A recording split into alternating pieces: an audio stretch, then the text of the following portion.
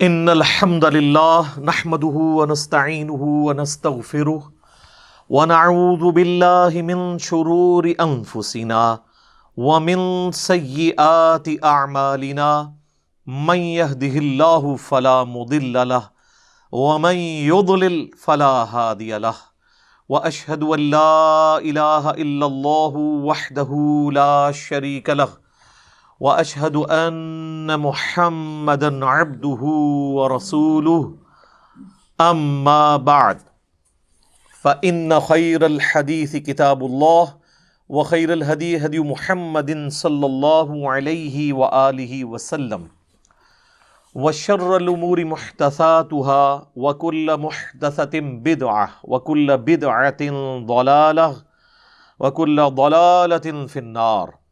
اعوذ باللہ السمیع العلیم من الشیطان الرجیم من ہمزہ ونفخہ ونفثہ بسم اللہ الرحمن الرحیم رب اشرح لی صدری ویسر لی امری واحلل عقدۃ من لسانی یفقہوا قولی.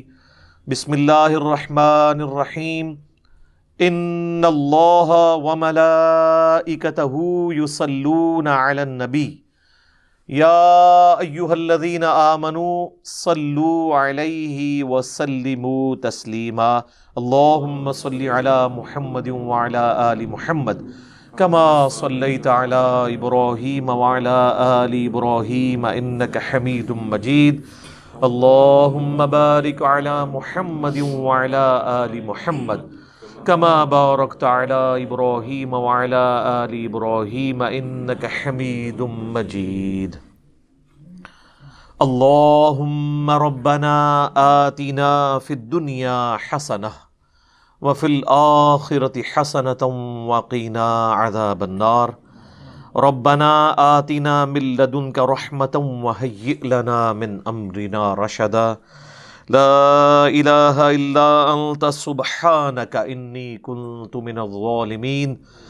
حسبنا اللہ ونعم الوکیل.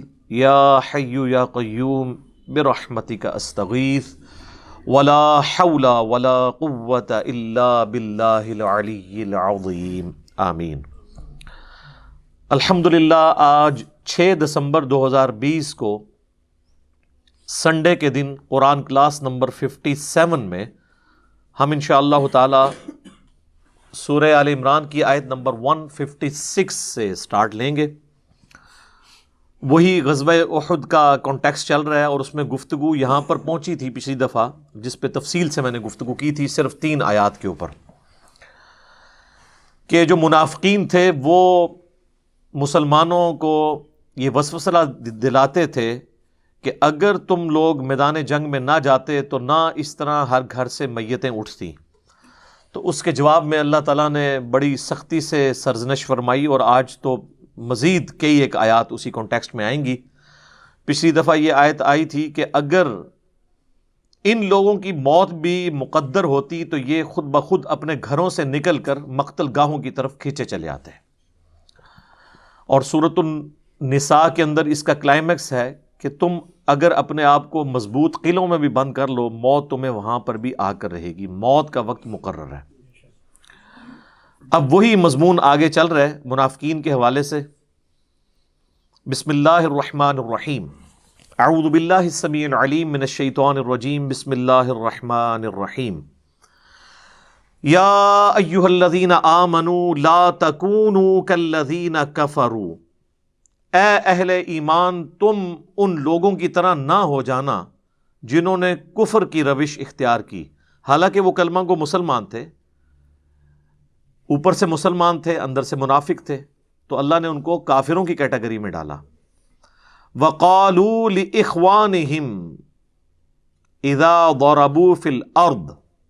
جو کہتے تھے اپنے بھائیوں کو جب وہ جہاد کے سفر پر نکلے غزوہ احد کے لیے یا کسی اور غزوے کے لیے، او کانوا غزا یا پھر کسی جہاد کے لیے، لو کانوا عندنا ما ماتوا، اگر یہ ہمارے پاس ہمارے گھروں میں ہوتے تو انہیں موت نہ آتی. وما قتلوا، اور نہ یہ قتل کیے جاتے. اچھا، یہ بھی ایک انسان کی اپنا ایک وسوسہ ہوتا ہے. ادروائز اگر میدان جنگ میں ہی موت آنی ہو تو کتنے لوگ ہیں جنہوں نے بے شمار بیٹل فیلڈز میں حصہ لیا اور انہیں موت نہیں آئی, بستر مرگ پہ ہی وہ مرے. پچھلی دفعہ میں نے خالد ابن ولید کے حوالے سے بتایا تھا رضی اللہ تعالیٰ عنہ علیہ السلام کہ 100 سے زیادہ جنگوں میں وہ شریک ہوئے, اور وہ کہتے ہیں میرے جسم پر ایک جگہ بھی ایسی نہیں جہاں پر تلوار یا برچھی کا نشان نہ ہو, لیکن میں بھی ایک بوڑھے اونٹ کی طرح بستر مرگ پہ مر رہا ہوں. تو موت اگر آنی ہوتی تو مجھے آ جاتی. تو اللہ تعالیٰ فرما رہا ہے اب اس کے جواب میں لِيَجْعَلَ اللَّهُ ذَلِكَ حَسْرَةً فِي قُلُوبِهِمْ. اس طرح کے وسوسے آنا ان کے دلوں میں یہ اس لیے ہے کہ اللہ تو خود چاہتا ہے کہ وہ ان کے جو باطل خیالات ہیں ان کو حسرت کا باعث بنا دے ان کے دلوں میں, بس یہی کڑ کڑ کے مر جائیں وہ. حالانکہ موت تو آنی تھی, تو آئی نہیں ہے, اس کے باوجود اتنی ٹینشن ہے. دیکھیں نا, یہ اس کو کہتے ہیں کہ چلتی پھرتی زندہ لاش, کہ مرے نہیں ہیں پھر بھی ان کو ٹینشن اتنی ہے موت کی. تو اللہ تعالیٰ ہمارا یہ تمہارے دلوں میں ہم نے حسرت ڈال دی. واللہ یحیی و یمیت, اور اللہ ہی ہے جو زندہ کرتا ہے اور موت دیتا ہے. واللہ بما تعملون بصیر, اور اللہ تعالیٰ دیکھ رہا ہے جو کچھ تم کرتے ہو. اس بات کا یقین ہونا کہ موت کا وقت مقرر ہے یہ نصیب والوں کا حصہ ہے. ادروائز اکثریت جو ہے نا وہ اہل ایمان میں سے بھی اتنا غلو کرتے ہیں کہ وہ یہ سمجھتے ہیں کہ اگر ہم کوئی سیکیورٹی کے میئرز لے لیں گے تو یہ چیز ہمیں موت سے بچا لے گی. ایسا نہیں ہو سکتا. سیکیورٹی کے میئرز لینا یہ سنت ہے, نبی صلی اللہ علیہ وآلہ وسلم بھی اس کا اہتمام کرتے تھے. اسباب اختیار کرنا سنت ہے, لیکن اسباب پر یقین کر لینا یہ کفر ہے. اسباب اختیار کرنا سنت ہے, اور یقین مسبب الاسباب پہ رکھنا یہ ایمان کا حصہ ہے. چونکہ دنیا کو اللہ تعالیٰ نے اسباب کے ساتھ جوڑا ہے, بظاہر ایسی چیزیں ہمیں نظر آ رہی ہوتی ہیں. میرے ایک بڑے قریبی دوست تھے, مجھ سے بھی چھوٹی عمر میں وہ فوت ہو گئے. 2017 میں جب مجھ پہ مرڈر اٹیمپٹ ہوئی تھی تو میں ان کی شاپ پہ انہیں ملنے کے لیے گیا, تو مجھے کہنے لگے کہ علی بھائی میں چاہ رہا ہوں آپ کے لیے نا 2-3 سیکیورٹی گارڈ رکھوا دوں.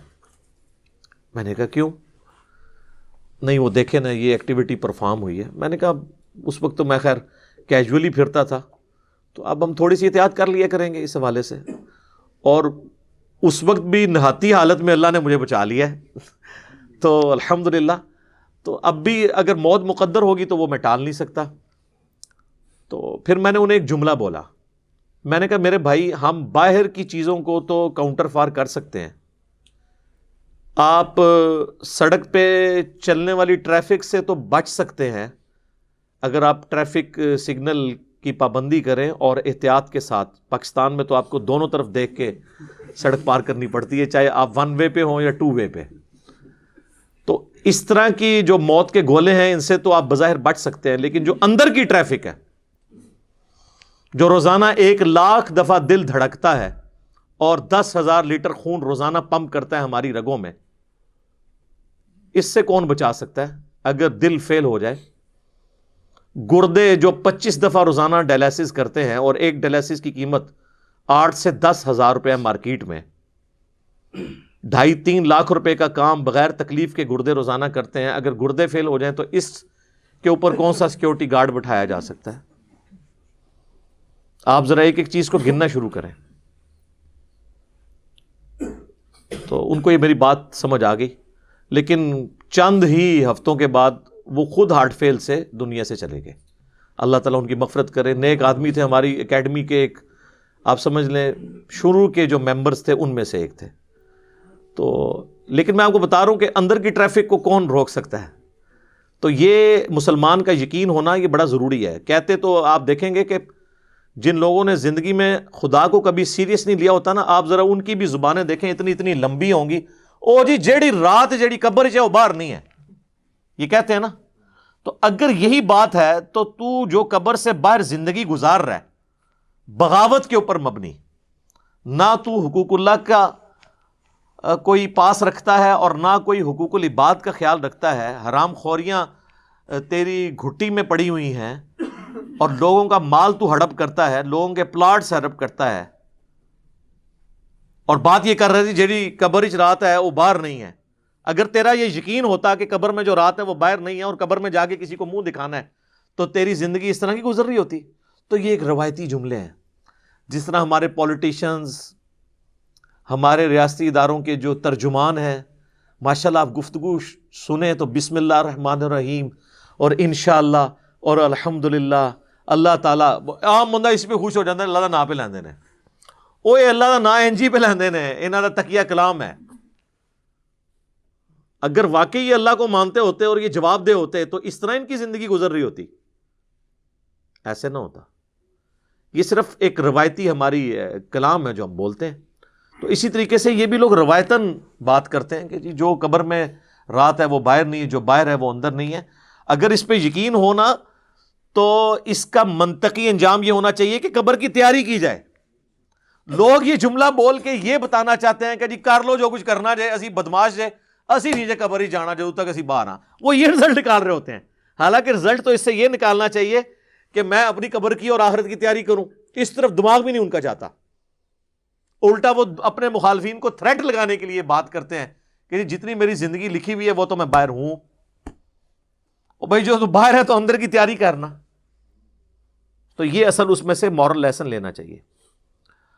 وَلَئِن قُتِلْتُمْ فِي سَبِيلِ اللَّهِ او مُتْتُمْ، اللہ تعالیٰ فرما رہا ہے اگر واقعی تم اللہ کی راہ میں مارے جاؤ یا اپنی طبعی موت مر جاؤ جہاد میں، راستے میں، بیماری کے ذریعے، لَمَغْفِرَةٌ مِّنَ اللَّهِ وَرَحْمَةٌ خَيْرٌ مِّمَّا يَجْمَعُونَ، تو جو اللہ کی بخشش تمہیں ملنے والی ہے اور اس کی رحمت، وہ اس سے بہت بہتر ہے جو تم نے دنیا میں جوڑ کے رکھا ہوا ہے، چاہے وہ زندگی ایز این ایسٹ یا دنیا کے ایسٹس جو تم نے جوڑے ہوئے ہیں، اس سے بہتر اللہ کے پاس ہے. میں کہتا ہوں جی اگر واقعی جس میں رتی برابر ایمان ہے نا، اسے یہ آفر کی جائے نا کہ مرتے ہی تم سیدھا جنت میں جاؤ گے، تو آدھے مسلمان آج ہی مرنے کے لیے تیار ہو جائیں کہ یار ادھر تو ذلت کی زندگی کاٹ ہی رہے ہیں، چلو اس سے تو جان چھوٹے گی تو آگے اربوں سال کی ہمیشہ کی زندگی مل جائے گی. اور اگر کوئی ایفرٹ اس کے لیے واقعی پٹ کر رہا ہے نا، پھر اس کے لیے زندگی لائبلٹی ہوگی، آخرت ایسٹ ہوگی. اسی لیے تو اللہ نے قرآن میں جگہ جگہ اس چیز کو ایڈریس کیا ہے کہ یہودیوں اگر تم یہ کہتے ہو نا ہم اللہ کے لاڈلے ہیں، اللہ کے چہیتے ہیں، تو موت کی تمنا کیوں نہیں کرتے؟ موت سے تو تم اس طرح بھاگتے ہو. یعنی یہ نہیں کہا جا رہا کہ تم کہو کہ اللہ مجھے مار دے، نہیں. تمنا اس اعتبار سے کہ جس طرح ایک شخص کو اپنے محبوب سے وصل کا انتظار رہتا ہے نا، تو تمہیں بھی اس چیز کا انتظار رہے کہ میں مر کے اپنے رب کا دیدار کروں گا. تو پھر مرنے سے تمہیں خوف نہ آئے. اور سب سے زیادہ خوف یہودیوں کو ہوتا تھا، اسی لیے قریش مکہ تو کافر ہوئے ہیں، یہودی کافر نہیں ہوئے، وہ منافق ہو گئے، اوپر سے کلمہ پڑھ لیا تاکہ دونوں طرف پارٹیاں بنا کے رکھیں، کیونکہ ان کو اپنی جان عزیز تھی. اسی لیے سورۃ البقرہ میں آیا کہ یہودی جو زندگی کی ہرس رکھتے ہیں نا، یہ مشرکین سے بھی زیادہ رکھتے ہیں. حالانکہ وہ بت پرست تھے، لیکن وہ انہوں نے آ کے دیکھیں بدر میں، احد میں، خندق میں ڈٹ کے سامنے آ کے مقابلہ کیا، اعلانیہ انہوں نے انکار کیا. لیکن یہودیوں نے اعلانیہ انکار نہیں کیا، اوپر سے کلمہ پڑھ لیا، اندر سے جڑیں کاٹی. یہ بزدلی کی علامت تھی، ورنہ تو سامنے آ کے کہتے ہاں جی ہم نہیں مانتے، آ کے لڑو ہمارے ساتھ. تو دنیا کی محبت کی وجہ سے وہ بزدلی کا شکار تھے یہودی. تو اللہ تعالیٰ فرماتا ہے اگر آخرت تمہیں اتنی محبوب ہے تو تمنا کرو نا. تو یہی حال مسلمانوں کا بھی ہے. یہ کہنا آسان ہے کہ جی ہر وقت ہم موت کے لیے تیار بیٹھے ہوئے ہیں، لیکن تیاری کوئی نہیں ہے، بس تیار بیٹھے ہوئے ہیں. وہ سر آپ نہ بھی تیار بیٹھیں، جدو چکیا جانا ہے تو اسی چکیا جانا ہے، تہاڈی تیاری نال کچھ نہیں.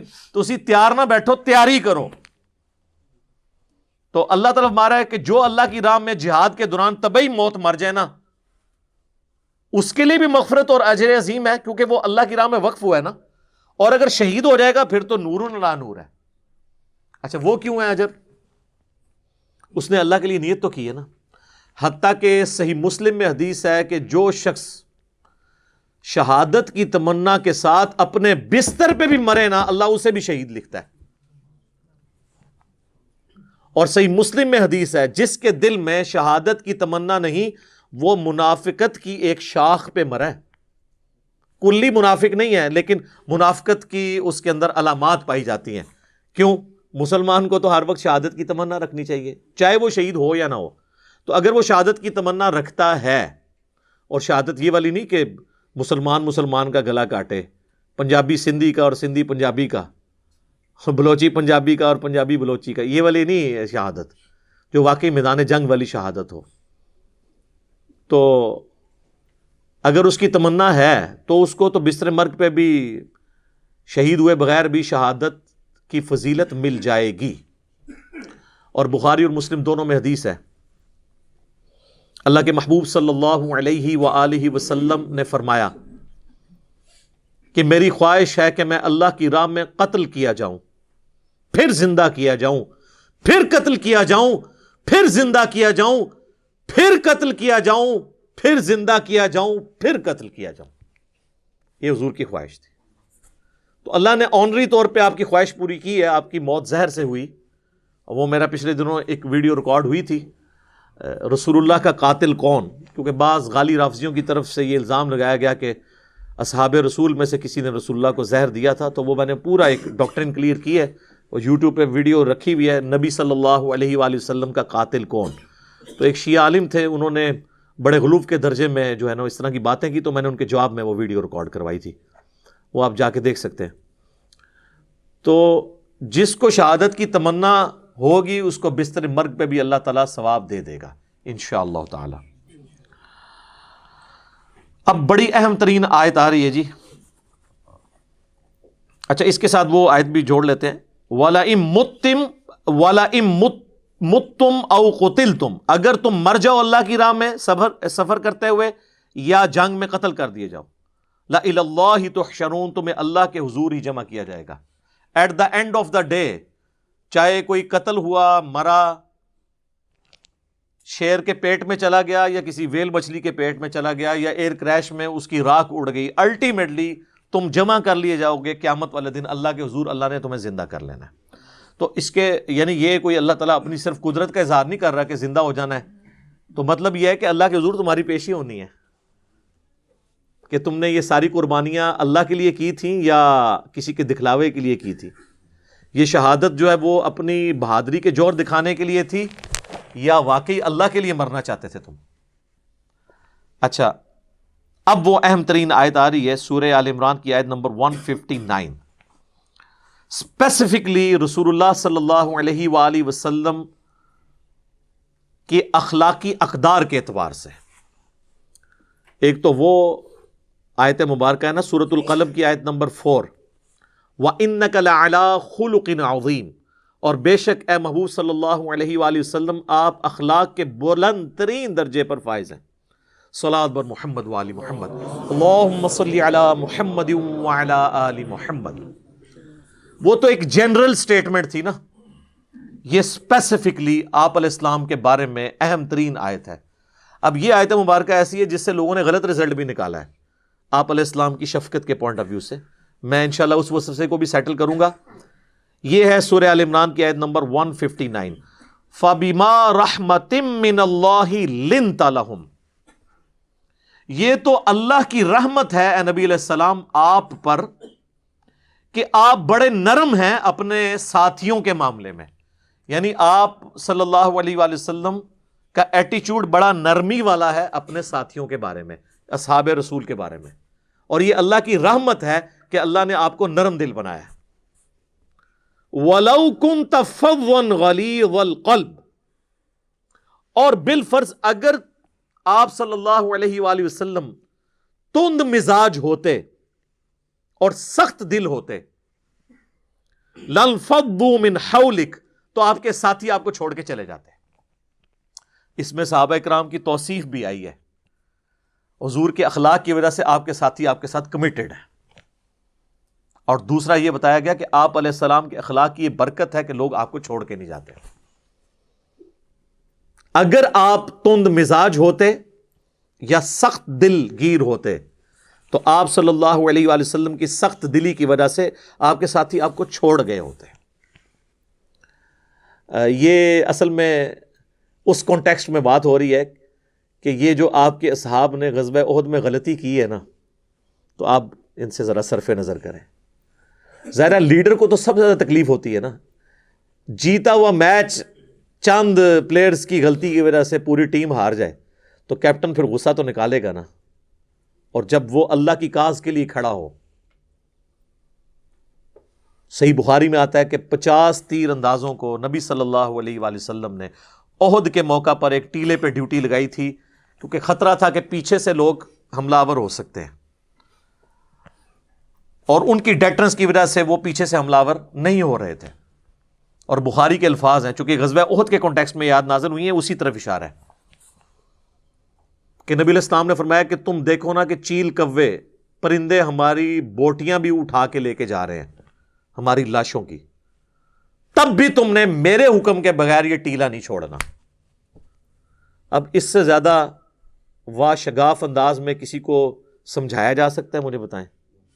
اس کے بعد کوئی گنجائش تھی کہ کوئی شخص نبی علیہ السلام کی نافرمانی کرتا؟ لیکن وہی ہوا. 50 میں سے صرف 15 لوگ قائم رہے، اور ان کے لیڈر جو تھے عبداللہ بن جبیر رضی اللہ تعالیٰ عنہ، وہ چیختے رہے کہ اللہ کے نبی نے منع کیا تھا. لیکن 35 یہ کہنے لگے یہ تو اس صورت میں تھا کہ جب شکست ہو جاتی، اب تو ہم جیت گئے ہیں تو جا کے مال غنیمت جمع کریں. تو اللہ نے قرآن میں ڈانٹا کہ دنیا کی مال کی محبت کی وجہ سے دیکھ لو تمہاری جو فتح ہے وہ شکست میں بدل گئی، اور اس کا وبال ایسا پڑا کہ اللہ کے نبی موجود بھی تھے تب بھی اللہ کے نبی کی دعاؤں کا حصہ ان کو نہیں ملا، الٹا خود نبی علیہ السلام کے مبارک دانت شہید ہو گئے. بخاری اور مسلم میں آتا ہے، اور قرآن میں ہی اس کی طرف اشارہ ہے کہ آپ کی قتل کی افواہ بھی مشہور ہو گئی. تو وہ آیت نازل ہوئی وما محمد الا رسول قد خلت من قبلہ الرسل، محمد تو نہیں مگر ایک رسول، ان سے پہلے بھی اور رسول گزرے ہیں، اگر یہ مر جائیں یا قتل کر دیے جائیں، یعنی پاکستان کے اندر یہ وفات پا جائیں یا شہید کر دیے جائیں، کیونکہ ترجمہ پاکستان میں تو وہ گستاخانہ ہو جائے گا نا دوسرا جو ایگزیکٹ ترجمہ ہے، تو کیا تم دین سے الٹے قدم پھر جاؤ گے؟ تو یہ پورا ایک کانٹیکسٹ چل رہا ہے. تو انہوں نے چھوڑ دیا، اجتہاد کر لیا خود سے، حالانکہ یہ اجتہاد بھی غلط تھا. جب حضور یہ کہہ رہے تھے کہ ہماری لاشیں بھی چیل اور کوے اٹھا کے لے جائیں تب بھی نہیں، تو اس کا مطلب ہے چاہے شکست ہو چاہے فتح ہو تم نے نہیں جگہ چھوڑنی. تو یہ انہوں نے کیسے کنکلوڈ کر لیا کہ بھئی فتح ہے تو اب ہم نے یہ کرنا ہے؟ بس وہی ہوا کہ وہ خالد بن ولید کی عقابی نظریں دیکھ رہی تھیں کہ درہ خالی ہو گیا ہے. وہ درہ آج بھی اسی طریقے سے موجود ہے، وہاں پہ اب سٹال لگے ہوتے ہیں غزوہ احد کے قبرستان کے بعد، وہاں پہ لوگ تسبیحیں بیچ رہے ہوتے ہیں یا زمین پہ چیزیں، وہ درہ بہرحال وہی موجود ہے ابھی تک. تو خالد بن ولید چونکہ کافروں کی طرف سے آئے تھے، وہ کیولری کے سردار تھے، یعنی گھوڑوں کی جو فوج ہے. انہوں نے دیکھ لیا، اچھا، انہوں نے ابو سفیان کو کہا جنگ ابھی ختم نہیں ہوئی، حالانکہ یہ لوگ پسپا ہو چکے تھے. صحیح بخاری میں آتا ہے انہوں نے پھر پیچھے سے آ کے حملہ کیا، 70 سے زیادہ اصحاب شہید ہوئے، اور کئی اصحاب رسول کی مارنے کی وجہ سے ہی قتل ہو گئے فرینڈلی فائرنگ کے اندر. حضرت حذیفہ ابن یمان کے باپ یمان اور جابر بن عبداللہ کے والد جو ہیں وہ عبداللہ، بخاری میں آتا ہے یہ دونوں کو مسلمانوں نے قتل کر دیا. وہ چیختے رہے لیکن بھگدڑ مچ گئی، پتہ ہی نہیں چلا، وردیاں تو ہے نہیں تھی، گرد اڑ رہی تھی، مار دیا. کیونکہ مسلمانوں کو اب سمجھ ہی نہ لگی، پیچھے سے بھی حملہ ہو گیا سامنے سے بھی حملہ ہو گیا، تو وہ سینڈوچ بن گئے. اور حضرت حذیفہ بن یمان کے بارے میں بخاری میں آتا ہے پوری زندگی وہ اپنے باپ کو بھولتے نہیں تھے کہ میرا باپ اس طریقے سے مارا گیا، اور ان کو دعاؤں میں یاد رکھتے تھے. یہ زخم پوری زندگی ان کے دل پہ ہرا رہا. تو یہ صورتحال ہو گئی، واضح فتح شکست میں بدل گئی. گھر کوئی ایک بھی ایسا نہیں تھا مدینہ شریف میں کہ جس گھر میں کوئی میت نہ اٹھی ہو. خود رسول اللہ کو سب سے بڑا صدمہ پہنچا کہ آپ کے دودھ شریک بھائی بھی اور چچا بھی حمزہ بن عبد المطلب جو آرمی چیف بھی تھے آپ کے، وہ بھی شہید ہو گئے. ان کی لاش کا مسئلہ ہوا. نبی علیہ السلام بھی بہت غم زدہ تھے. تو اسی لیے تو یہ 60 آیات صرف غزوہ احد کی کمنٹری ہے. پورے قرآن میں اس طریقے سے کسی جنگ کی کمنٹری نہیں آئی ہے. اس کے بعد اگر آئی ہے تو غزوہ تبوک کی آئی ہے سورہ التوبہ کے اندر، آگے چل کے آئے گی. تو نبی علیہ السلام ظاہر ہے آپ خود بھی اس کی وجہ سے افیکٹو ہوئے. بخاری مسلم میں آتا ہے آپ کے 4 دانت شہید ہو گئے، اور مولا علی جو ہے وہ ایک تھال کے اندر جو ہے وہ ڈھال جو تھی تلوار والی ڈھال، اس کو الٹا کر کے اس میں پانی لے کے آئے، اور سیدہ فاطمہ نے آپ کا زخم دھویا اور ایک کاٹن کا کپڑا جلا کے راکھ رکھ کے اس خون کو روکا، تو پھر وہ خون رکا، تو نبی علیہ السلام خود بھی افیکٹو ہوئے۔ اس سے بڑا غم یہ تھا کہ مسلمانوں کے ساتھ اللہ کا وعدہ تھا کہ اس میں بھی فتح ہوگی۔ مسلمانوں کو یہ وسوسے آئے کہ بھئی وعدہ تھا تو پھر فتح کیوں نہیں ہوئی؟ تو وہ بھی ہم نے سن لیا، پہلے آیات گزری کہ اللہ نے تو فتح دے دی تھی، تم نے اپنا ڈسپلن لوز کیا اور تم نے رسول اللہ کی نافرمانی کی۔ پھر اللہ نے کہا کہ ہم نے تمہیں معاف کیا۔ اس میں سیدنا عثمان بھی شامل تھے، پچھلی دفعہ میرا کلپ اسی میں سے ہی اپلوڈ ہوا تھا۔ تو سیدنا عثمان کو اللہ تعالیٰ نے اس حوالے سے معاف فرما دیا، باقی اصحاب کو بھی۔ لیکن انسان تو انسان ہوتا ہے نا، ابھی اس چیز کا خدشہ تھا کہ نبی علیہ السلام اپنے ساتھیوں کو اس معاملے پہ ڈانٹتے، وہ ظاہر ہے جینون ہوتا آپ کا ڈانٹنا، تو اللہ تعالیٰ نے اس کانٹیکس میں یہ بات کی ہے۔ پہلے تو حضور کی تعریف کی ہے کہ اللہ نے آپ کو بنایا ہی نرم دل ہے، آپ اپنے ساتھیوں پہ ایسی شفقت کرتے ہیں، اسی وجہ سے آپ کے ساتھی آپ کے ساتھ کمیٹڈ ہیں اور آپ کو چھوڑتے نہیں ہیں۔ نرم دل کیا بنایا جناب؟ وَمَا أَرْسَلْنَاكَ إِلَّا رَحْمَةً لِّلْعَالَمِينَ، سورۃ الانبیاء آیت نمبر 107۔ تمام جہان والوں کے لیے آپ کو رحمت بنا کے بھیجا ہے۔ یہ تو آپ علیہ السلام کی شفقت تھی۔ بخاری اور مسلم دونوں میں حدیث ہے، انس ابن مالک کہتے ہیں میں نے 10 سال حضور کو وضو کروایا ہے، اور میری عمر 10 سال تھی جب میری ماں نے مدینہ شریف حضور ہجرت کر کے آئے تو مجھے حضور کے سامنے لے گئیں اور کہا کہ یہ میرا بیٹا ہے انس، تو یہ آپ کی خدمت کیا کرے گا۔ 10 سال کا بچہ کیا ہوتا ہے؟ تو کہتے ہیں میں تو بچہ تھا، کبھی حضور مجھے کسی کام سے بھیجتے تو میں جا کے بچوں میں کھیلنا شروع کر دیتا، میں کام ہی بھول جاتا۔ تو حضور نے کبھی مجھے ڈانٹا نہیں، کبھی آپ نے یہ نہیں مجھے کہا 10 سالوں میں تو نے یہ کیوں کیا اور یہ کیوں نہیں کیا۔ زیادہ سے زیادہ باہر تشریف لاتے تو آپ علیہ السلام میرے پیچھے کھڑے ہو جاتے، پیار محبت کے ساتھ یوں کبھی ہاتھ رکھ لیا آنکھوں پہ اور کہا، آپ پیار سے بھی اس سے انہیں انیس کہہ کے پکارتے، جیسے ہم وہ نک نیم رکھ دیتے ہیں نا، ٹھیک ہے، کسی کا نام ذوالفقار ہے تو پیار سے زلفی کہہ دیا اسے، اس طرح نام تھا انس تو انیس کہہ کے، اور کہتے میں نے تو تمہیں اس کام بھیجا تھا، یہ بھی نہ آگے کہتے کہ ابھی تک کیا کیوں نہیں، ٹھیک ہے۔ کبھی مجھے ڈانٹا نہیں ہے، پوری زندگی آپ کی یہ شفقت۔ حتیٰ کہ بخاری مسلم میں ایک حدیث ہے، صحابی کہتے ہیں نبی علیہ السلام اپنے گھوڑے یا خچر یا گدھے پہ سوار تھے، ایک پینڈو شخص آیا، آپ نے اپنے گردن پہ وہ ایک چادر رکھی ہوئی تھی، اوڑی ہوئی تھی، اس نے سیدھے آ کے نا آپ کی چادر کو، جو آپ کو پتا ہے پینڈو تو پینڈو ہی ہوتا ہے، اور پھر عرب دا پینڈو، ایک پینڈو تو عرب دا اعرابی، اس نے سیدھی آ کے نا چادر یوں کھینچی، اور صحابی کہتے ہیں اتنی زور سے اس نے کھینچی کہ حضور کی گردن پہ نا لائن پڑ گئی اس چادر کی وجہ سے، اور کہتا ہے کہ اے محمد جو کچھ اللہ نے تمہیں دیا اس میں سے ہمیں بھی کچھ دو، یعنی جو مالک نعمت میں سے۔ تو وہ صحابی کہتے ہیں میں دیکھا حضور مسکرا رہے ہیں اور آپ نے فرمایا اس کو دے دو، کتنے گھوڑے اور اونٹ حضور نے اسے گفٹ کیے۔ تو یعنی آپ کے اندر وہ غصے والا وہ ایلیمنٹ نہیں تھا، اس حوالے سے آپ شفقت والا آپ کے اوپر پہلو غالب تھا۔ اس طرح کے کئی واقعات ہیں، صحیح مسلم میں حدیث ہے جب طائف میں آپ کو پتھر مارے گئے تو آپ نے پہاڑوں کا فرشتہ آپ کے پاس اللہ نے بھیجا کہ آپ اجازت دیں ہم ان طائف کی وادی میں ان کو مسل دیا جائے، تو ان کا نہیں، میں اللہ سے امید کرتا ہوں ان کی آنے والی نسلیں جو ہیں نا وہ اسلام قبول کر لیں گی، ٹھیک ہے۔ تو آپ علیہ السلام پہ شفقت کا ایک ایلیمنٹ تھا غالب۔ یہ بہت سارے واقعات ہیں، مسئلہ نمبر 100 میرا انہی واقعات کے اوپر ریکارڈڈ ہے۔ جب وہ آیت آئی تھی سورہ توبہ کی، لَقَدْ جَاءَكُمْ رَسُولٌ مِّنْ أَنفُسِكُمْ عَزِيزٌ عَلَيْهِ مَا عَنِتُّمْ حَرِيصٌ عَلَيْكُمْ بِالْمُؤْمِنِينَ رَءُوفٌ رَحِيمٌ۔ نبی علیہ السلام مومنین کی جانوں سے بڑھ کر ان کا خیال رکھنے والے ہیں اور ان پر رؤوف بھی ہیں اور رحیم بھی ہیں۔ اس کانٹیکسٹ میں مسئلہ نمبر 100 میرا ریکارڈ ہوا تھا، میں نے یہ سارے واقعات بخاری اور مسلم سے بیان کیے تھے، کہانی شریف نہیں سر، احادیث شریف سے، تو آپ دیکھ سکتے ہیں جسے شوق ہو۔ اور اس کا عنوان تھا رسول اللہ کی اپنی امت سے محبت۔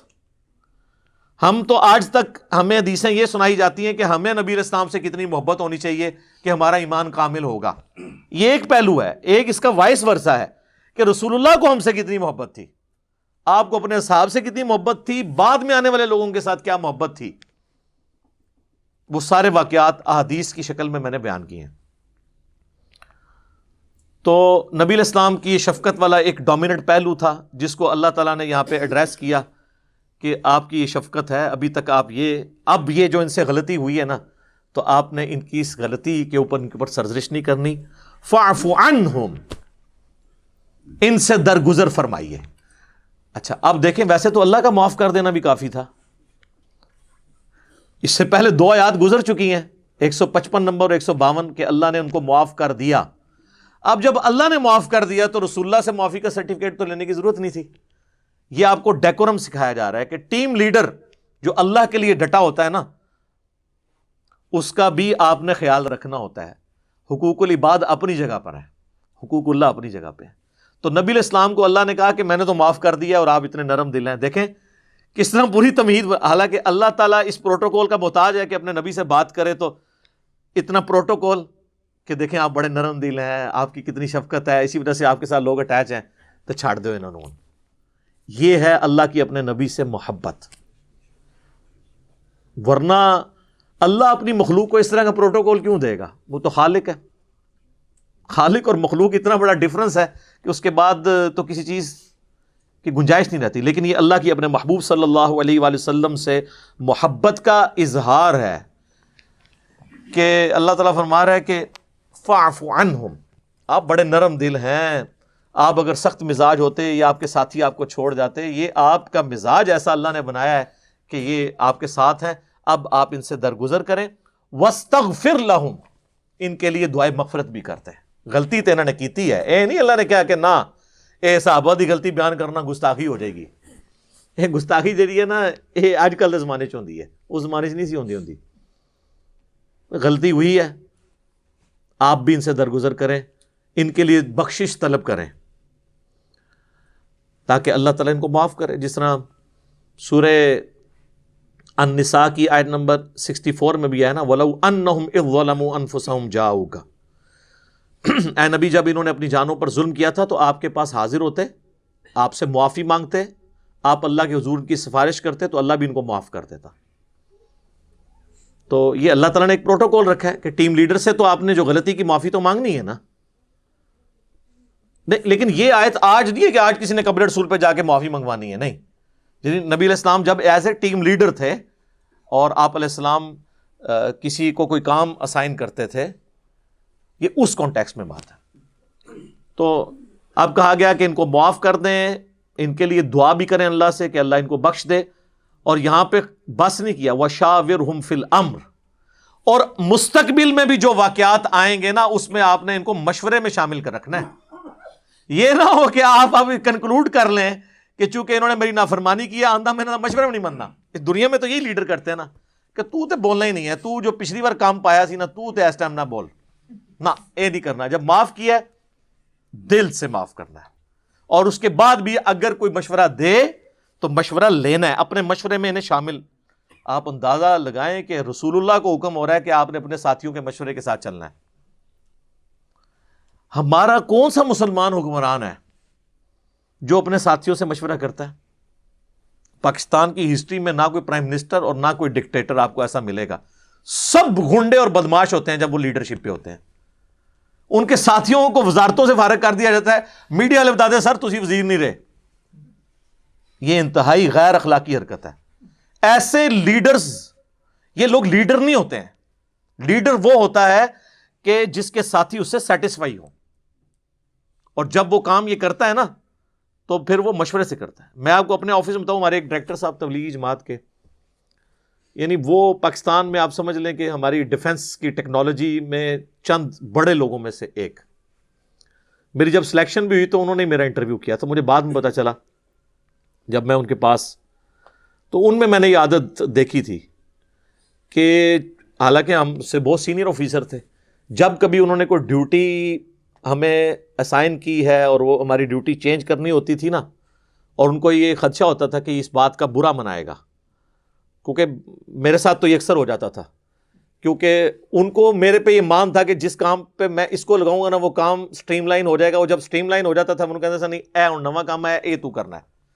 اور وہ اس وجہ سے کہ ان کو پتا تھا کہ باقی کسی کو دیا تو کھو کھاتے ڈال جائے گا، اور مجھے یہ ہوتا تھا کہ اب تو میں اب سکون سے بیٹھا ہوں، تو اب مجھے ایک اور بے سکونی میں ڈال دیا. جس طرح کہتے ہیں نا، وہ پنجابی کہتے ہیں نا، کام کرنے والا بڑا ذلیل ہوتا ہے، ٹھیک ہے، کیونکہ نئی جڑی ذلت آندی وہ متھے ماری جاندی ہے.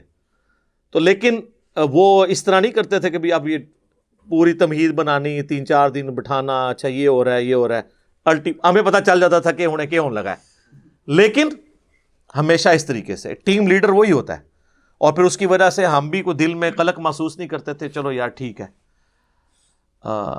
یہ ٹیم لیڈر کی نشانی ہوتی ہے کہ وہ پھر مشورے میں شامل کرتا ہے اپنے ساتھیوں کو.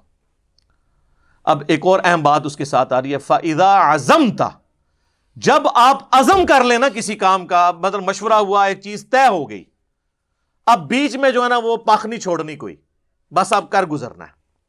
اور اس کے بعد کوئی غلط رزلٹ آ جائے تو اب یہ نہیں کہنا کہ اے نے مشورہ دیتا سی، نہیں، انہیں مشورہ دیتا سی، فیصلہ تے سر تسی کیتا سی نا، تو آپ نے اپنے فیصلوں کی حفاظت کرنی ہے. یہ بڑی اہم آیت ہے. فَإِذَا عَزَمْتَ، جب عزم کر لو نا کسی کام کا، فَتَوَكَّلْ عَلَى اللَّهِ، پھر اللہ پہ توکل کرنا ہے. حسبنا اللہ ونعم الوکیل، وہ آگے چل کے آئے گا کہ یہ دعا سکھائی جائے گی سورہ ال عمران کی 179 نمبر آیت میں، کہ ہم نے اللہ ہی پر بھروسہ کیا، وہی بہتر کارساز ہے. ان اللہ یحب المتوکلین، بے شک اللہ تعالی توکل کرنے والوں سے محبت کرتا ہے. یعنی آپ نے اسباب اختیار کرنے ہیں اور پھر نظر کس پہ رکھنی ہے؟ مسبب الاسباب کے اوپر. توکل اللہ پہ کرنا. توکل یہ نہیں ہوتا کہ کرو کچھ نہ، یہ پیچھے دیکھیں کتنے کام بتائے گئے ہیں، یہ کرنے کے بعد مشورہ بھی کرنا ہے، پھر عزم بھی کرنا ہے، پھر اللہ پہ توکل.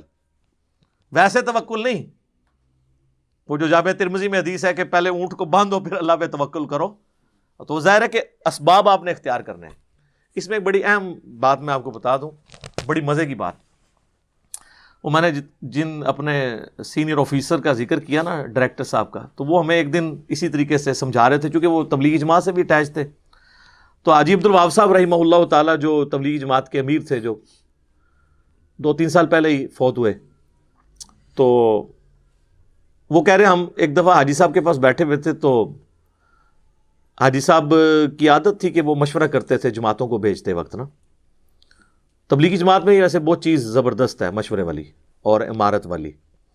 باقی کسی کو تعلیمات سے کوئی اختلاف ہو سکتا ہے، لیکن ان کا سسٹم بڑا ماشاءاللہ مضبوط ہے. تو وہ مشورہ کرتے تھے جماعت، یہ یعنی اب یہ جماعت جو ہے یہ جماعت ہم نے ٹرین پہ روانہ کرنی ہے، بس پہ روانہ کرنی ہے، یا اپنی گاڑی کروا کے، یہ وہ مشورہ لیا کرتے تھے جب دور جماعتیں جاتی. تو کہتے ہیں مشورے کے دوران نا مختلف لوگوں نے مشورہ دیا. کسی نے کہا کہ بس پہ جاتے ہیں، کسی نے کہا جی پیدل جاتے ہیں. پیدل جماعتیں بھی ان کی کئی 100 کلومیٹر تک وہ دعوت کے طور پہ چلتی ہیں. کسی نے کہا جی ٹرین پہ جانا ہے. الٹیمیٹلی طے ہو گیا جی ٹرین پہ جماعت جائے گی. فیصلہ ہو گیا. فیصلہ کرنے کے بعد حاجی صاحب نے نا پھر دوبارہ سے جنہوں نے بس کا مشورہ دیا تھا نا ان کو پوچھا کہ ہاں جی بتائیں کس طریقے سے سفر اختیار کرنا چاہیے. تو انہوں نے پھر کہا جی بس پہ. انہوں نے کہا نا، اب جب طے ہو جائے نا تو اب تم نے بھی یہی کہنا ہے ٹرین پہ، تاکہ یونٹی نہ ٹوٹے. یہ مشورہ اس وقت تک تھا جب تک ڈیسیژن نہیں ہوا. ونس ڈیسیژن ہو جائے نا تو بس والے نے بھی کہنا ہے ٹرین، ٹرین والے نے تو کہنا ہی ٹرین ہے، باقی سب نے بھی، پیدل والوں نے بھی کہنا ہے ٹرین. ورنہ راستے میں کوئی مصیبت آئے گی، ٹرین کہیں پہ خراب ہو گئی تو ٹرین کا مشورہ دینے والی شامت آ جائے گی. تو وہ تو میرے بھائی بس بھی راستے میں پنکچر ہو سکتی تھی. بسیں تو ماشاءاللہ یہاں راکٹ کی سپیڈ پہ چل رہی ہوتی ہے، بس کا تو پہنچنا بھی اس کی پروبیبلٹی بھی کم ہوتی ہے. تو پھر آپ کسی کو یہ تانا نہیں دے سکتے کہ تو مشورہ دیتا سی، وہ اللہ کی طرف سے ہوتا ہے. اسی لیے کہا گیا فَإِذَا عَزَمْتَ، جب آپ عزم کر لینا پھر اللہ پہ توکل کرنا ہے آپ نے، رزلٹ جو بھی آئے. اس کو سپورٹو وہ حدیث ہے جو تقدیر والے چیپٹر میں ہے صحیح مسلم میں.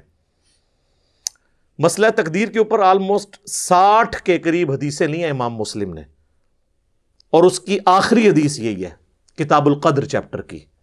میں یہ سمجھتا ہوں یہ حدیث جو ہے نا، یہ تو سنہری حروف میں نا چوراہوں پہ لگانی چاہیے لکھ کے. صحیح مسلم کی حدیث ہے، نبی صلی اللہ علیہ وآلہ وسلم نے فرمایا، اے ابو ہریرہ، جو چیز تجھے نفع دے اس کے حصول کے لیے اپنی پوری کوشش کر، سستی نہ کرنا، کاہلی نہ کرنا، اور اللہ سے مدد طلب کرنا. پھر بھی اگر رزلٹ تیرے خلاف آ جائے تو یہ نہ کہنا کہ اگر میں یہ کر لیتا تو یہ ہو جاتا، اگر میں یہ کر لیتا تو یہ ہو جاتا. یہ اگر مگر شیطان کا دروازہ کھول دے گا.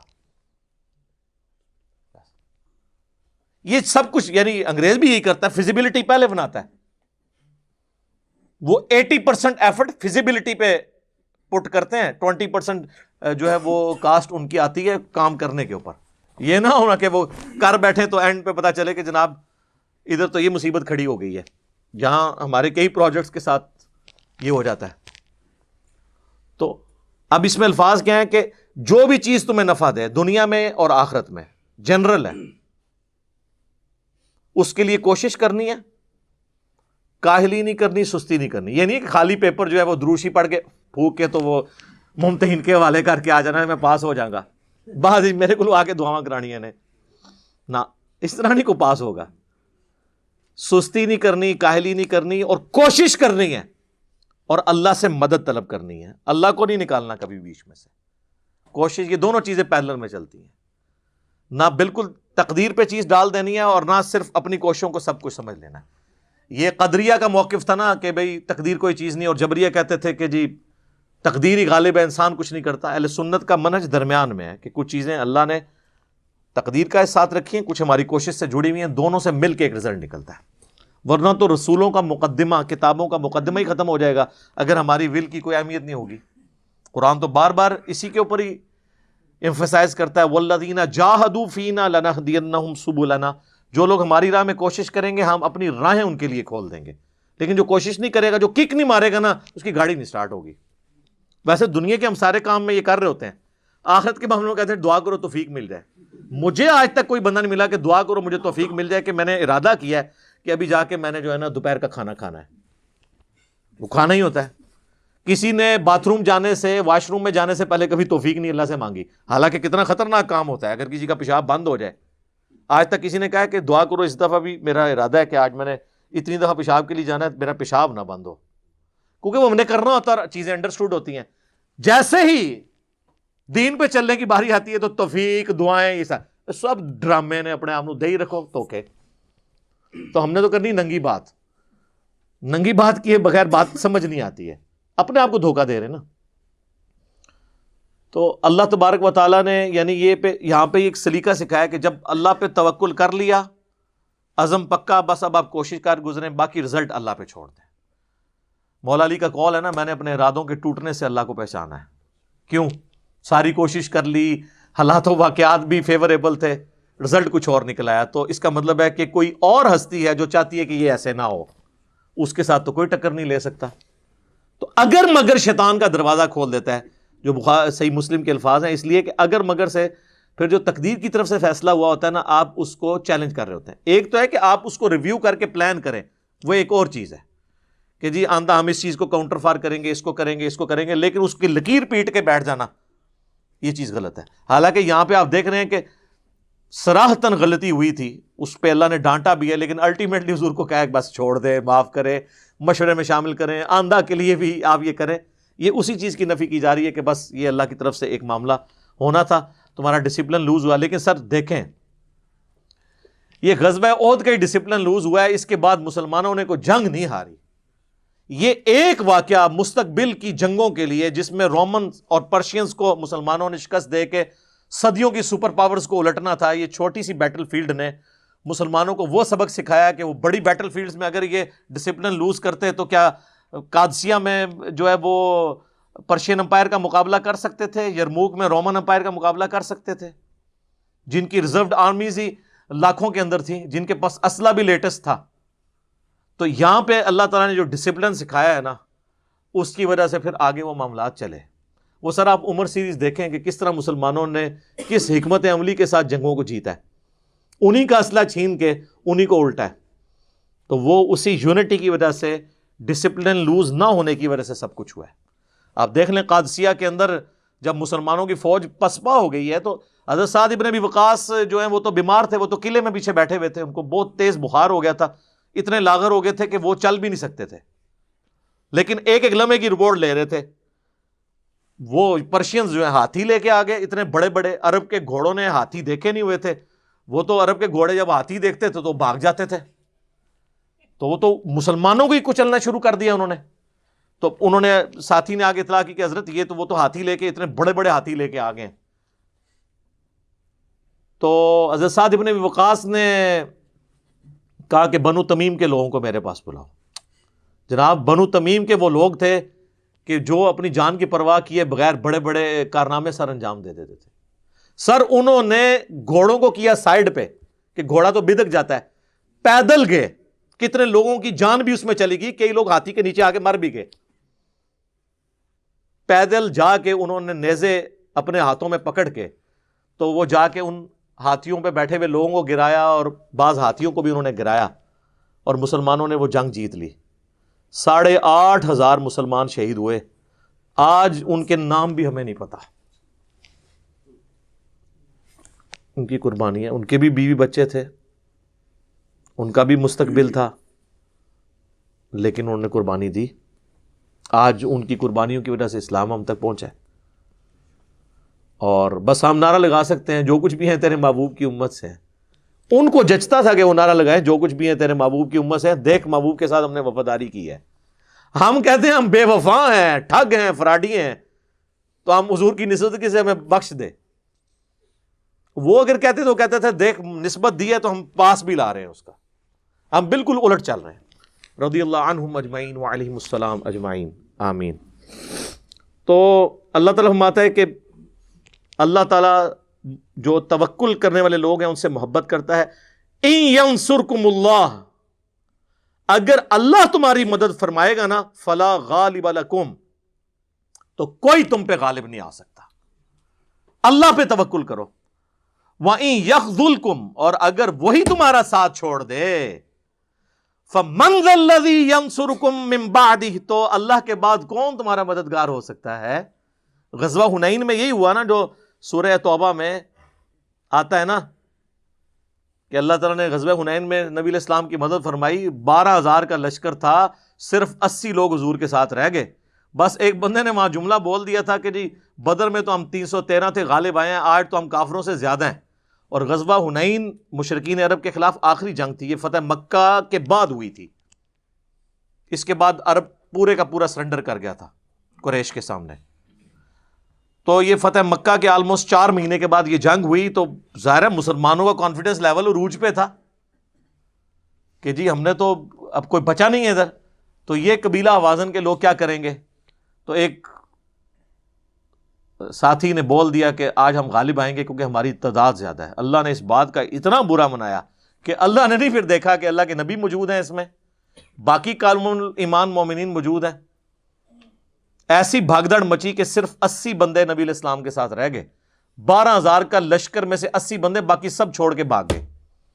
اور اللہ کے نبی علیہ السلام اکیلے آگے اپنے اس پہ خچر پہ سوار اور رجز پڑھتے ہوئے, انا النبی لا کذب, یہ کوئی جھوٹ نہیں ہے, میں اللہ کا نبی ہوں اور میں عبد المطلب کا بیٹا ہوں. اور پھر آپ علیہ السلام نے یوں زمین سے مٹھی بھری, صحیح مسلم میں آتا ہے, اور یوں کافروں کی طرف پھینکی. تو کوئی کافر ایسا نہیں تھا کہ جس کی آنکھ میں نہ وہ پڑی ہو, اور وہ ان کا لشکر پسپا ہو گیا. اور اس کا ذکر اللہ تعالیٰ نے قرآن میں سورۃ الانفال میں بھی کیا ہے, وما رمیتا اذ رمیتا ولکن اللہ رما. وہ جو آپ نے کنکریاں پھینکی تھی نا, وہ آپ نے نہیں پھینکی تھی, وہ اللہ نے پھینکی تھی. ورنہ یہاں سے تو ایک انسان کی کنکریاں کہاں تک جا سکتی ہیں, اللہ نے اس کو معجزہ بنا دیا. تو اللہ تعالیٰ ہمارا اگر ہم مدد نہیں کریں گے تو اللہ کے سوا پھر کون مدد کرے گا. وَعَلَى اللَّهِ فَلْيَتَوَكَّلِ الْمُؤْمِنُونَ, اور اللہ ہی پر توکل کرنا چاہیے اہل ایمان کو. اللہم اجعلنا منہم آمین. حسبنا اللہ ونعم الوکیل ولا حول ولا قوة الا باللہ العلی العظیم آمین. وما کان لنبی ان یغل, کسی نبی کی یہ شان تو ہو ہی نہیں سکتی کہ وہ خیانت کرے. اب یہ منافقین باتیں کرتے تھے نا کہ کوئی ان کے اپنے ذاتی بینیفٹس ہیں اس کے لیے سب کچھ کرتے ہیں. اللہ نے فرمایا نبی کی یہ شان نہیں کہ وہ خیانت کرے, اس کا ظاہر کا ایجنڈا کچھ اور ہو اور باطن کا اور ہو. یہ دنیا دار حکمرانوں اور جنگجوؤں کے مسئلے ہوتے ہیں. وَمَن يَغْلُلْ يَأْتِ بِمَا غَلَّ يَوْمَ الْقِيَامَةِ, اور جو کوئی خیانت کرے گا نا تم میں سے بھی, تو اپنی خیانت لے کے آئے گا ساتھ قیامت والے دن. اللہ تعالیٰ اس کا پھر بدلہ دے گا اور سزا ڈالے گا تم پر. ثُمَّ تُوَفَّىٰ كُلُّ نَفْسٍ مَا كَسَبَتْ, پھر تمہیں بدلہ دیا جائے گا پورا پورا جو بھی تم نے کیا ہوگا. وَهُمْ لَا يُظْلَمُونَ, اور ان پر ظلم نہیں کیا جائے گا. یعنی ہر جان اپنے اعمال لے کے آئے گی, وَمَن يَعْمَلْ مِثْقَالَ ذَرَّةٍ خَيْرًا يَرَهُ فَمَن يَعْمَلْ مِثْقَالَ ذَرَّةٍ خَيْرًا يَرَهُ وَمَن يَعْمَلْ مِثْقَالَ ذَرَّةٍ شَرًّا يَرَهُ. ذرے کے برابر بھی نیکی کی ہوگی وہ بھی دیکھ لے گا، اور ذرے کے برابر گناہ کیا ہوگا وہ بھی دیکھ لے. لیکن ہم صرف ایک ہی دیکھتے ہیں، کہتے ہیں وہ تو اللہ نے کوئی اینی جی نیکی پسند آ جائے جی ساڑی، وہ تو اینی جی نیکی تے بھی چھوڑ سکتا ہے، اگے نہیں پڑھ دے کہ اینے جی گناہ تے بھی پکڑ سکتا ہے. تو یہ بیلنس وہ اللہ کی مرضی. آج کی ڈیٹ میں کوئی یہاں بیٹھ کے نہیں ڈیسائیڈ کر سکتا کہ میری کون سی نیکی کام آ جانی ہے. آج کی ڈیٹ میں تو ہمیں ڈر ڈر کے زندگی گزارنی چاہیے. جو صحیح بخاری میں حدیث ہے، نبی علیہ السلام ایک چوراہے سے گزر رہے تھے تو چند اصحاب آپس میں مذاق کرتے ہوئے ان کی ہنسنے کی آواز بلند ہو رہی تھی، تو حضور نے فرمایا کھڑے ہو کے، جو میں جانتا ہوں نا، اگر تم جانتے تو بہت کم ہنستے، زیادہ رویا کرتے. حضور کو تو پتا تھا مرنے کے بعد کیا ہونے والا ہے انسان کے ساتھ. عبداللہ بن عمر کہتے ہیں، صحیح بخاری کی حدیث ہے، کہ نبی علیہ السلام نے میرے کندھے پہ ہاتھ رکھ کے کہا تھا کہ عبداللہ اپنے آپ کو مردوں میں شمار کرنا، یعنی صبح اٹھو تو یہ سمجھو کہ آج رات میری قبر میں ہے. ویسے اس طرح جس کی زندگی گزرے نا وہی انسانوں والی زندگی گزارتا ہے. ڈیلی بیس پہ ڈیسائیڈ کریں کہ آج میری نمازیں پوری ہیں، آج میرے بیوی بچوں ماں باپ کے حقوق پورے ہیں، آج میرا جو سارے کے سارے معاملات ہیں اس میں کوئی جھول تو نہیں ہے، اور رات کو احتساب کر کے سوئیں. ڈیلی بیس کے اوپر پلاننگ کر کے زندگی گزاریں تو پھر انسان جو ہے نا وہ کامیاب ہو سکتا ہے. ادروائز بڑا مشکل ہے. یہ تو نہیں ہے کہ وہ ہفتے میں ایک دن جمعے کی نماز پڑھنی ہے اور سال میں 2 دفعہ عید کی نماز، یہ بڑا مشکل سودا ہے. آفا من اتبع رضوان اللہ، بھلا بتاؤ کہ جو اللہ کی رضا چاہنے والے لوگ ہیں، اللہ کی رضا کی پیروی اختیار کرنے والے لوگ ہیں، کمن باء بسخط من اللہ، وہ ان لوگوں کی مانند ہو سکتے ہیں جو اللہ کی ناراضگی کمانے والے لوگ ہیں. دنیا میں بھی ایسا نہیں ہوتا. دنیا کے بادشاہ بھی اپنے وفاداروں کو نوازتے ہیں اور اپنے مخالفین کو قید و بند میں ڈالتے ہیں. تو اللہ کے ساتھ وفاداری کرنے والے اور اللہ کے ساتھ غداری کرنے والے برابر ہو سکتے ہیں؟ وَمَأْوَاهُمْ جہنم، اور ان کا ٹھکانہ ہے جہنم جو اللہ کے ساتھ غداری کرنے والے لوگ ہیں. وَبِئْسَ الْمَصِيرُ، اور کیا ہی برا ٹھکانہ ہے.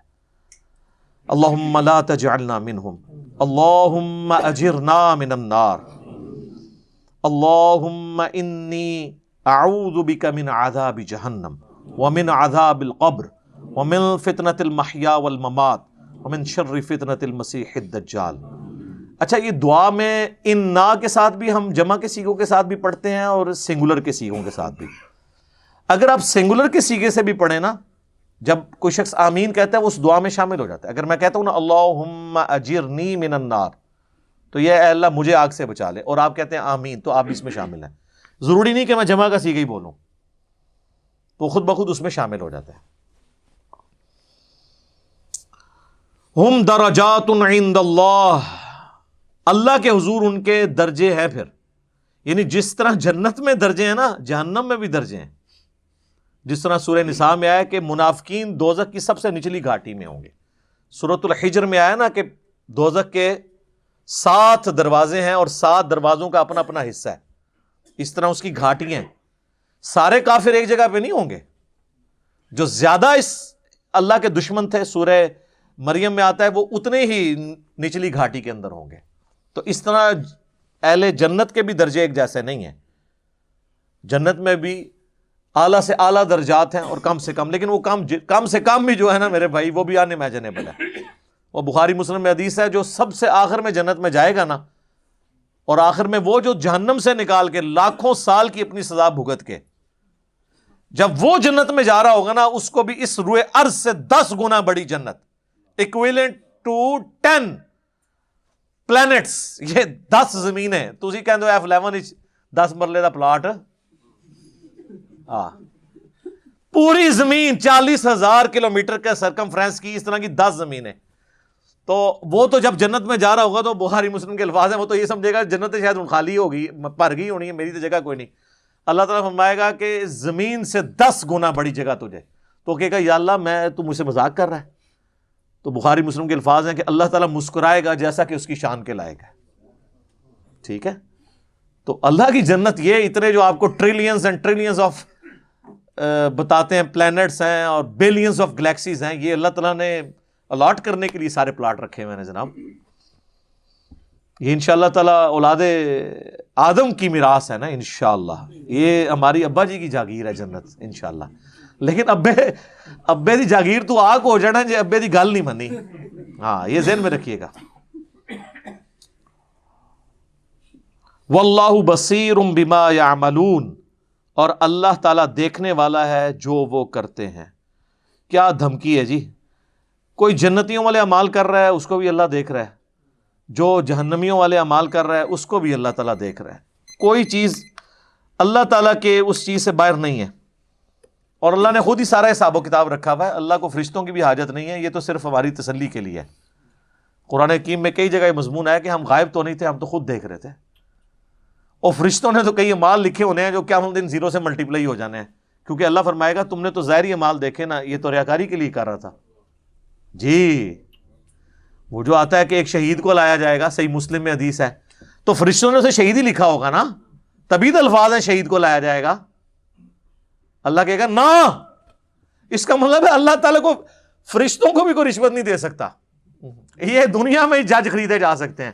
اللہ وہ جج ہے جس کو نہ تو کسی گواہ کی ضرورت ہے، نہ کسی ریکارڈ کی ضرورت ہے، نہ کوئی پٹیشن فائل کرنے کی ضرورت ہے، نہ کوئی جوڈیشری میں کیس چلانے کی ضرورت ہے. اس کو تو پتہ ہے دنیا میں آپ دھوکہ دے سکتے ہیں.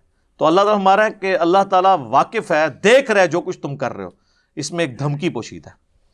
چلے اچھا ہوا ہے یہاں پہ یہ ہماری ٹائم مکمل ہوا، کیونکہ اگلی جو آیت ہے نا 164 یہ خود متقاضی ہے اس پہ 15-20 منٹ کم از کم بولا جائے.